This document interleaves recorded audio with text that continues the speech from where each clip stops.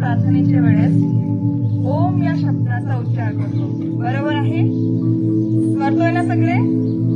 पण कधी विचार केला का आपण तो उच्चार का करतो, कशासाठी करतो, त्याच्याबद्दल माहिती आहे का कोणाला?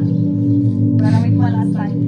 बघा, ओंकार करण्यामागे वैज्ञानिक दोन कारण आहेत. बघा, वैज्ञानिक असे आहेत, ओंकार केल्यामुळे तुम्ही काय करता, श्वास आतमध्ये घेता, इनहेल करता. त्यामुळे काय होते, आपली स्मरणशक्ती चांगली होते. दुसरा महत्वाचा फायदा आहे की ओंकार केल्यामुळे आपली रक्तभिसरण संस्था आहे ना, ती चांगली कार्य करते. त्यासाठी रोज मॉर्निंग मध्ये तुम्ही ओंकार केला पाहिजे. तुम्ही लगेच ओम म्हटल्याबरोबर लगेच श्वास सोडू नका. ओम कसं करायचा, लांब श्वास घ्यायचा आणि त्यानंतर हळूहळू तो सोडायचा. आज आपण तो प्रयत्न चांगल्या प्रकारे करणार आहे.